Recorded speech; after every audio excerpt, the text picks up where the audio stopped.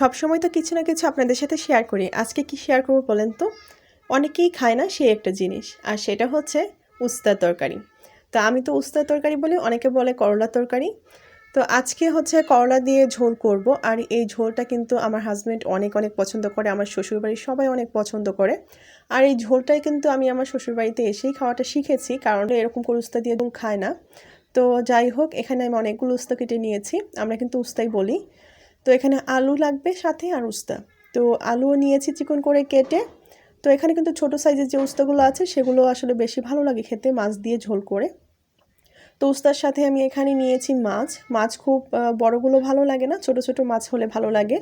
এর সাথে শিং মাছটা খুব বেশি ভালো যায়। তো যেহেতু শিং মাছ ঘরে নেই, তাই রুই মাছ ছোট ছোট করে আমি কেটে নিলাম। তো ছোট করে রুই মাছটাকে খুব ভালোভাবে ভেজে নেব, একটু কড়া করেই ভেজে নিচ্ছি। ভালোভাবে ভেজে নিয়ে তারপর কিন্তু আমি এই উস্তার তরকারিটা রান্না করব। তো এটাকে বলে উস্তার ঝোল। তো এপিঠ ওপিঠ খুব ভালোভাবে ভেজে নিচ্ছি।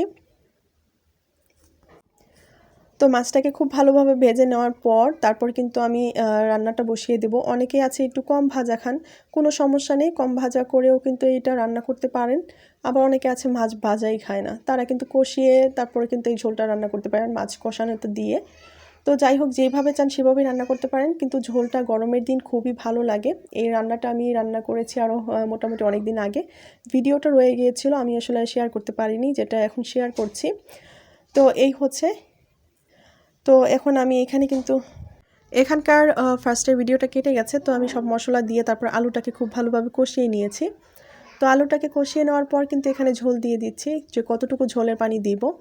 তো বেশি খেলে বেশি দিবেন, কম খেলে কম। তো এখানে ঝোলের পানিটা আন্দাজ করে দিয়ে তারপর উস্তাটাকে দিয়ে দিচ্ছি। তো উস্তাটাকে দিয়ে তারপর আমি মাছটাও দিয়ে দেবো। এখন একটা বলক এনে নেব।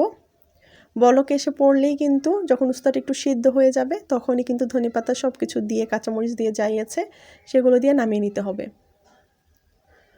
তো এখানে কিন্তু আমি উস্তাটা দিয়ে দিলাম, আলুটাও দিয়ে দিলাম। তো সব কিছুই একসাথে দিয়ে এখন আমার একটা বলক দেওয়ার পালা। এখন আমি খুব বেশি না, 2 থেকে 3 মিনিট বলক দেবো, যতক্ষণ পর্যন্ত না উস্তাটা একটু সেদ্ধ হয়ে গেলেই কিন্তু নামিয়ে নেব। তো এখন কিন্তু বলক দিয়ে দিয়েছি, তারপর কাঁচামরিচ দিয়েছি, ধনিয়া পাতা দিয়েছি, সব কিছু দিয়ে তারপর কিন্তু আমি নামিয়ে নিয়েছি। তো এই হচ্ছে উস্তার ঝোল। এটা কিন্তু মাশাআল্লাহ গরমের দিনে খুবই ভালো লাগে খেতে।